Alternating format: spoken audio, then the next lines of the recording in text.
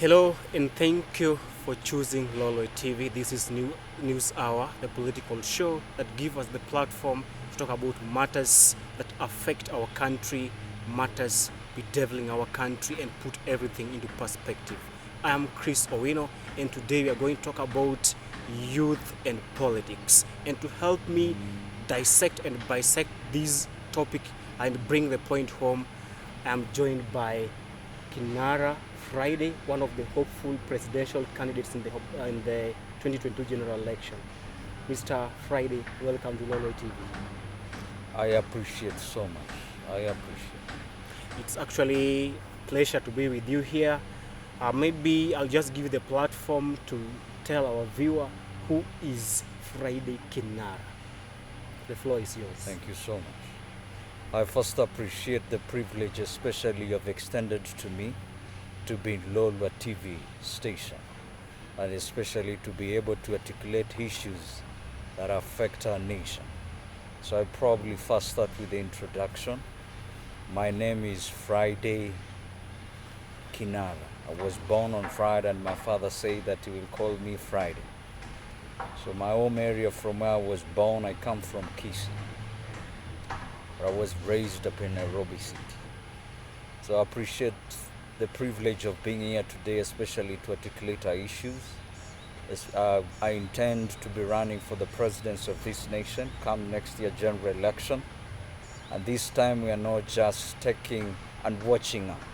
We are taking things to our hands. And we want to be in those positions so that we may make decisions that will be able to have a direct effect on the people of our nation. This is the time to make real the promises of independence. Every other time and every other election that we are always faced with, we are always given promises that never come to actualization and reality. We have now we want to get to the point we no longer want to experience the pain, suffering, and sorrow that always comes after every general election. Because now we want to stand and articulate our issues and be able to be elected into those positions where we are able to make decisions and policies that will have greater influence for the people of our nation. Right, just like you've heard it, we are talking to a lawyer in one of the hopeful presidential candidates in the forthcoming general election. That is Mr. Friday Kinara, who is out, just like you said, to change and articulate for the issue that affect us, we as Kenyans. Mr. Kinara, let's get straight into it. This is your first term at the presidency. What was the chemistry or the drive behind your move to the topmost position in our country?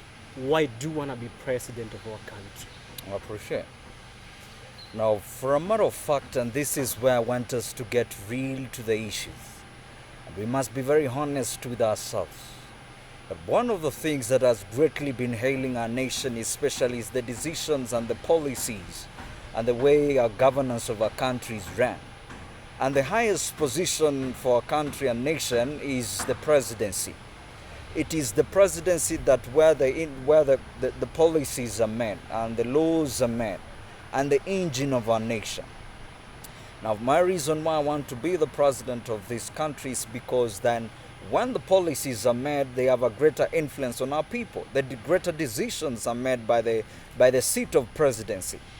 And that is why, because of the pain, because of the suffering, because of that sorrow that our people are at, because of the levels of unemployment in our nation, because of the kind of death that our nation is in, this is the reason why I want to run for the presidency of our nation, for us to be able to make a difference.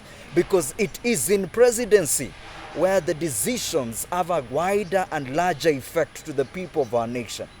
As much as governorship, senatorial positions, member of parliament really is about the leadership and service to our people, but it is in the seat of presidency where there is real decisions that are made for our nation, where those real decisions have a greater influence for our people. And that is why I exactly want to go where the decision, the very source where the decisions are made, and that is the seat of presidency. You've just said that the core decisions, the substantial decisions in a country are made at the presidency or at the office of the president. That's true. So what should Kenyans and our viewer who is watching you now expect from Friday Kinara candidacy? What do you bring onto the table for the electorates? One of the various things the candidacy should be able to expect, and I must start with this very given point. Every other time we go for elective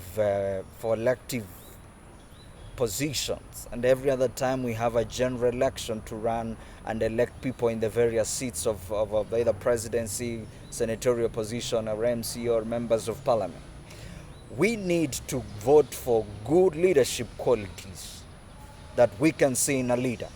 Now, one of the things that especially I want to put forth is that they should expect a very God-fearing leader. They should expect a leader who depends on God for wisdom, who depends on God for understanding and insight to be able to solve their day-to-day problems. They should expect a leader who sincerely and honestly has a love of the people. They should expect for the presidency that will not sit pretty while more than 50% of our young people are unemployed, while our people are really bleeding, while our people are going through suffering, pain and sorrow, while our people are unable to provide themselves with the daily basic needs of even food, clothing and shelter. They should expect a president who will care for the education system and healthy system.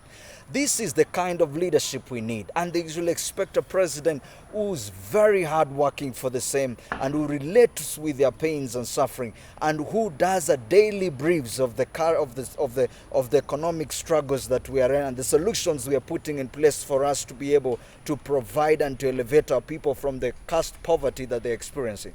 This is the kind of qualities they need to look for. They should expect a presidency who currently knows and has experienced the pains that we are suffering as a nation. I myself, Friday, I know what it means to board a public means, because that's what exactly I always use. Friday, I know what it means to struggle to put food on the table, because that's the common experience that I go through. We have presidential candidates who wants to be presidents of this country while they don't have the common pains of the people. How do you tell the people that you want to be presidents of this country, and for the last 30 years you don't know even the pains of paying rent? You have never known even the pains of even using a public means. You don't know even the pains of even paying for a health bill cover and expenses, especially when you have a loved one who is sick. So I want this for the very first time for us to be able to elect a president who is currently experiencing the common pains of Kenyans for the purpose of being able to relate. Perfectly, one of the quick facts that I have to say, even Jesus Christ, when he wanted to save humanity, he had to come down and experience the pains that we are currently experiencing. So we need the kinds of candidates who are currently experiencing the pains that we are going through. I'm a young person, so I can relate with the pains of the young people. I'm a young person who's going through the common pains of the Kenyans, so I can relate with them. Talking about the common pains, or rather the pains that Kenyans are actually going through right now, we know there are a myriad of issues bedeviling our country, and the citizens are not happy. Most of people we talk to are not happy on how the current regime have tackled the raft of issue that are actually bedeviling our country. We're talking about corruption. We're talking about the ballooning foreign debt. We are talking about youth unemployment. I mean, can we expect the regime of Friday Kinara, if elected as the 5th president of our country, to provide antidote to this problem? And if so, what are the panacea for these problems that are bedeviling our country? Corruption, how would you tackle corruption?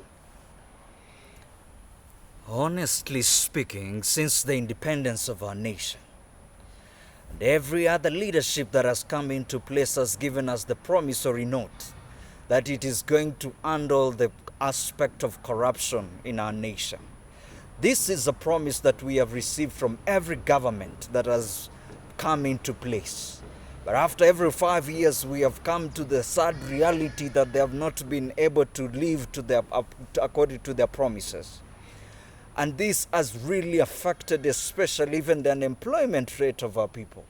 How is it possible that even after the independence of our nation, that the majority of our young people are still unemployed?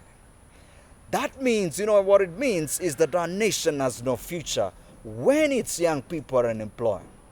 Now, the reality that we need to face is this.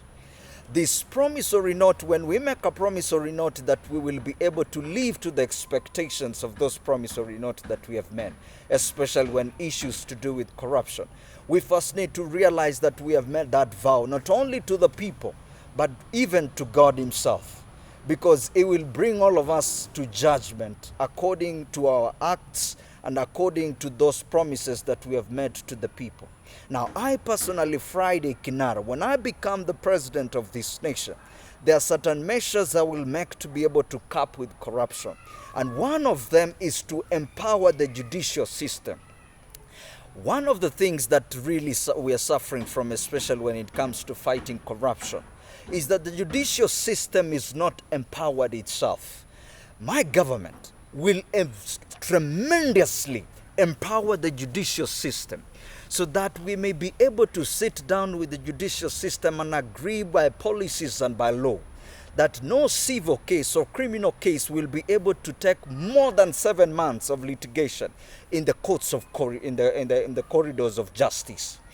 This is true because most of the people who are arrested because of corruption issues, they are subjected to long-term litigation, and they find a way on avoiding the justice system. So if we have clear laws and policies that make them to be able to face the judgment within a span of 7 months, and if the judges and the magistrates and those who are doing the investigating kind of aspect and area are well resourced with resources, and then we hold them accountable, they're men of integrity, they're men who are seeking for true justice because they're well supported, then we'll be able to face corruption. I want to say this one thing, that before, I will never sit pretty, I will never sleep comfortable if corruption still prevail within the boundaries of our nation. I will do daily briefs on what my government is doing to elevate the corruption levels of this country.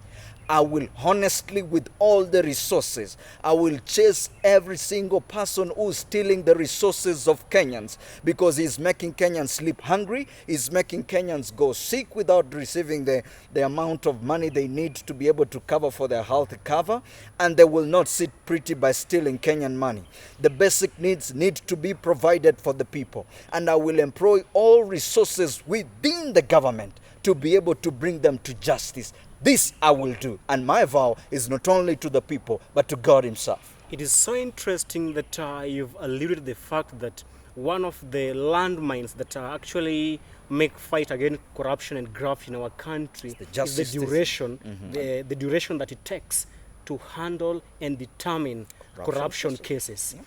But many have actually attributed these to the lawyers, and I'm so interested that I'm so happy actually that you are a lawyer, because it's you lawyers, you people in the legal department or legal fraternity that has been going and seeking injunction one after the other to give the accused ample time to defeat justice. How do you tackle this? What's your take of it? What really is missing, especially, we have a backlog of cases, and what the judicial system says is that they are underfunded for them to be able to, because even the employment of many magistrates in place and many judges in place that need to be. But for my government, I'll be able to ascertain and to promise them that they will be able to be supplied with all the resources that they need. And then we'll be able to sit down and have them craft well-guided policies and laws so that a particular case takes a particular time to be handled. Because there will be a clear cooperation of all arms of government, from the executive arm of government to the judicial system as well, even the legislative kind of arm of government as well. we will be able to bring and harmonize our support together. Because let me assure you, when we have a justice system that is a very strong system within a nation, then corruption will be a thing of the past. When we have a presidency really who believes that we will all of us be brought into account on what we did in our lives, then trust me it will be a thing for the past, because no one will be able to steal comfortably under my tenure for presidency. They will face the justice system. They will be brought to the books of justice. They'll be brought to the book of justice. If you're talking about empowering judiciary, one of the ways of empowering judiciary is to ensure that they have judiciary funding. This has been in the offing for long, but it hasn't materialized. Can you assure Kenyans watching you right now that if elected to be the 5th President of the Republic of Kenya, you will ensure, you will liaise with the members of Parliament to make sure that this act of creation of the judiciary funding comes to fruition? At this point, I want to make my very promissory note to the Kenyan people. And this is what I want to say honestly. By the fact that I'm a God-fearing president, by the fact that I have made a sure promissory note to the Kenyans, and this concerns their very basic needs, I, Friday Kinara, will ensure that if I become the president of this nation come the 5th general election, I will fully support the arm of the judicial system. They will never complain about resources in my tenure. That will be a thing of the past. And I will hold them accountable. And Kenyans will hold them accountable. Because now they will have no any other excuse that is veiled to themselves other than to deliver justice. This is the sure promise and vow that I make to the Kenyan people and to God himself. The current regime, the Kenyatta, the Huruto regime, in so to speak, have been having a frosty relationship with judiciary under the tenure of the former CJ Emeritus David Kinani Maraga. And we just, when the current CJ, Madam Martha Koome, was appointed, we thought that perhaps we're going to have a rosy relationship between judiciary and executive. But we've just seen the big elephant in the room, the election of, or rather appointment of the 6 judges of the Court of Appeal is still an issue up to date. The president failed to appoint the 6 judges of the Court of Appeal, notwithstanding that they had been approved by the Judicial Service Commission. Thank God you are a lawyer. According to the law, does the president has the latitude to reject the names given to him by the Judicial Service Commission? The president really in this case is just ceremonial, because the Judicial Service Commission has already vetted the judges and has already recommended that to the same. So his function really is more of just a ceremonial function. And there is nothing that he has to do about that. And if he has any complaint really to make, he's supposed to raise that complaint to the Judicial Service Commission in this case. But I just want to narrow it down to the fact that it must be a presidency of goodwill. It must be a presidency of honesty. It must be a presidency of integrity. It must be a presidency of integration together, integrity and cooperation together. This is especially what I promised to them. For me, this is what I'll be able to bring to the table, because I believe that the judicial arm of government is a very functional arm of government when it comes to the corruption of our nation. And our people are really suffering because of even their cases that take long for them to be able to be handled in the justice system. So we'll be able to work corporately together. And this is what I promised them. For as much as I will not want to dwell what has prevailed with the presidency and the strenuous relationship that they have between the executive and the judicial system. But for me, it is be able to promise them that it will be different with me. They will be able to be provided all the resources that they need under the sun for the same, for the sake of the people. That is what I promised them. Another issue bedeviling the country is the foreign debt, the ballooning foreign debt. How will your administration deal with this issue amicably once and for all? We need to again have a very honest conversation on the same about the foreign debt especially. I want to say that in my tenure for presidency of this nation, by the grace of God, it's a grace is unmerited favor. Yep. And I believe that God will give us that favor, especially in my aspiration for the presidency of this country. And by the way, we have faith. Faith is the substance of things hoped for, the evidence of things not seen. We believe that if we are strengthened by the arm of grace from God and by the arm of faith, this coming election will be able to be presidents of this nation.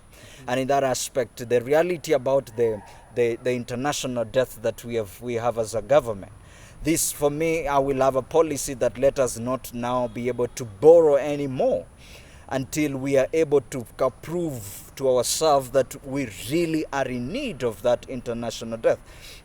And then we need as a government to be able to pay not only the international debt the government owes the people, but also the local one. Because as a government owes companies within their jurisdiction, organization within jurisdiction, penalties that they've incurred within their jurisdiction. A government should be honest and be able to pay their debt so that it pays the local and international as well. So for me, my policy is really that let us start cutting a coat according to our size. And before we do the mega development projects, let us first provide to the people the basic needs. That's my policy. Before we do the mega projects, let us provide to the people the basic needs.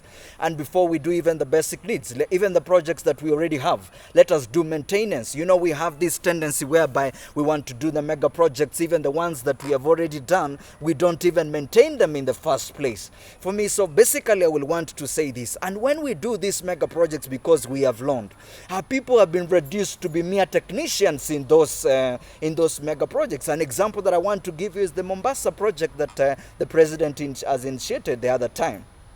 Our people have just been reduced to be mere technicians in that project because they're just doing welding there and digging of trenches.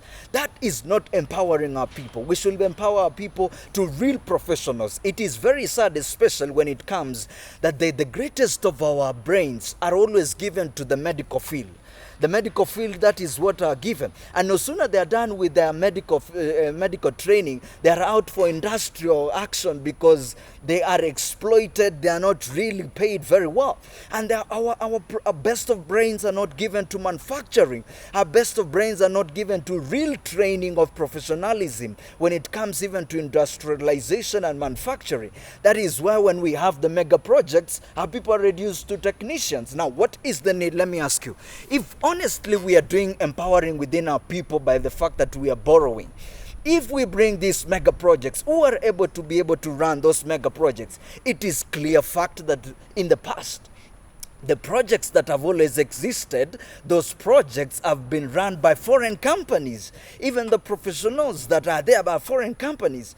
Don't we have engineers within our nation? Don't we have great people within our nation who can be able to, technician architectures within our nation who can be able to run for those? So until we have proper training of our people, so that we elevate them from being technicians and to real professionals, I have no appetite for foreign borrowing. So in that case, my tenure promised them that we will be able to so much exercise paying of the international debt and local debt and try to cut our coat according to our size. Right, I can see my director is actually on my case. We're running out of time. So I'll just request you to give us a sneak peek about your economic plan. Right now, different political formations are giving or are actually talking about different economic models. The deputy president has fronted the model of the bottom-up economy policy.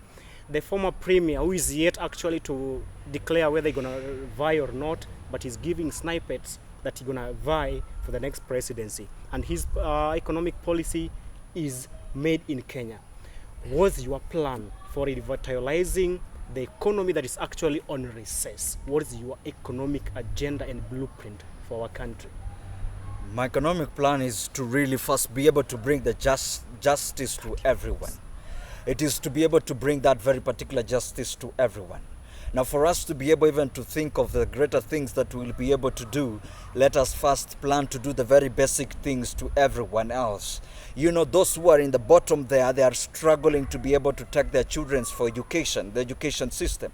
So for me, it is to be able to say that let everyone have a fair chance of fighting, especially in matters of education. We don't want the people to be exposed to be able to apply for loans, but we want the people to be in a position that anyone who is willing to go to school, so that they are able to go to school for free, from the primary school system, for the secondary school, to higher learning institution as well. So I'm looking forward for where we can give a fair fighting chance to everyone, especially in the education system.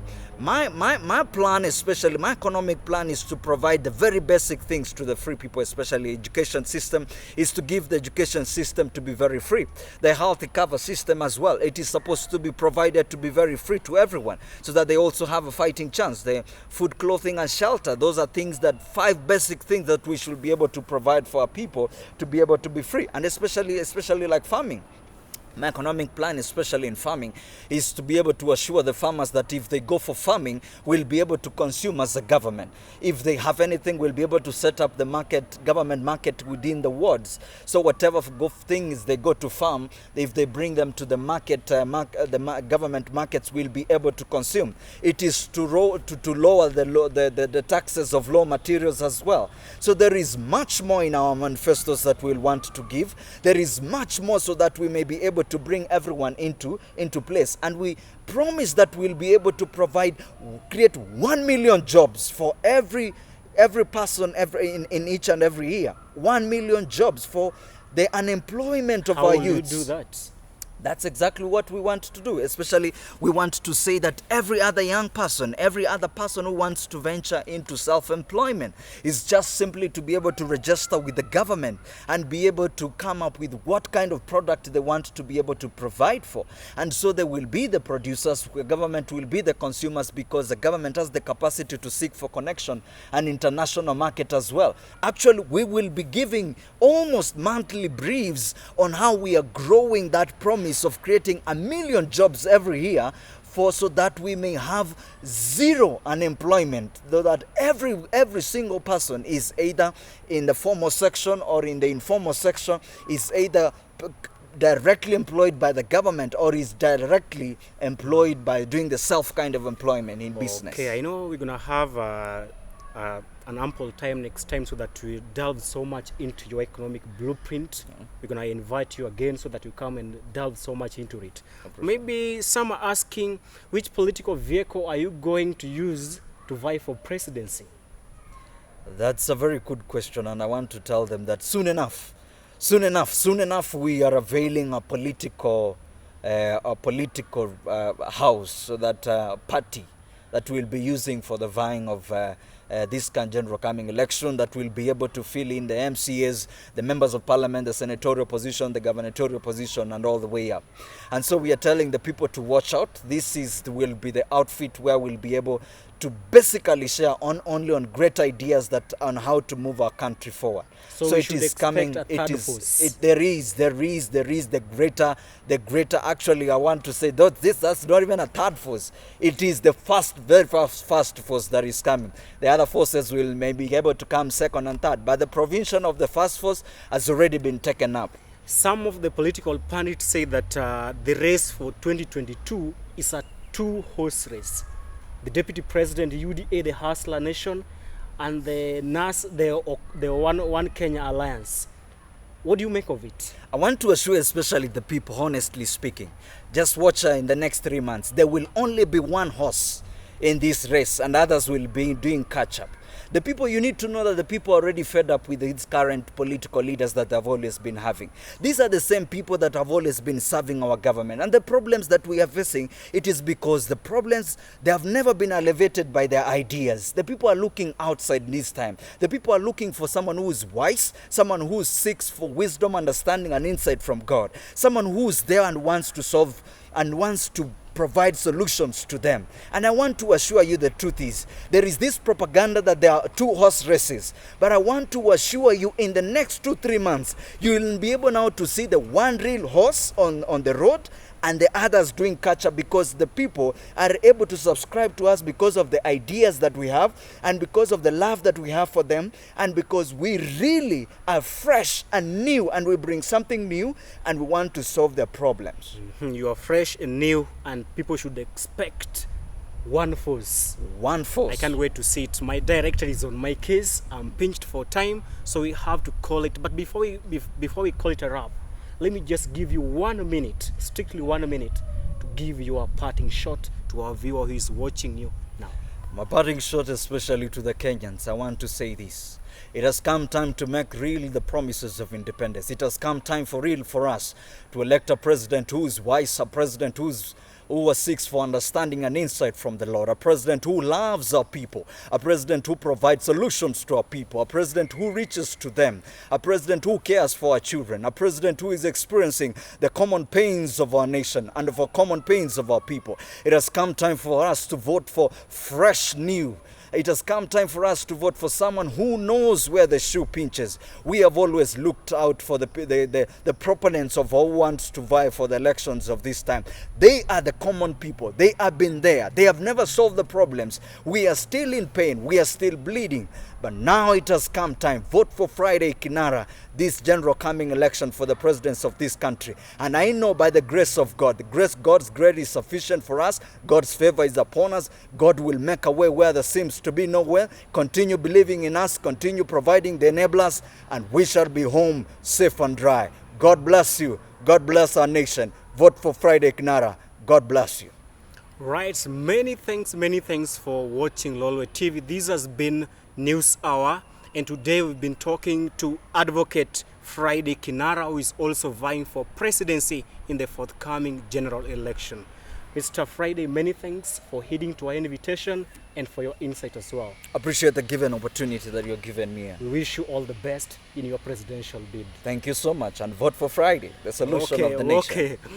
I'm Chris Owino, and on behalf of the entire team, my cameraman Hans Okuku and editor Kevin Okoth, we say many thanks for tuning in for Lolwe TV, and many thanks for your valid company. Until next time, goodbye, and keep safe.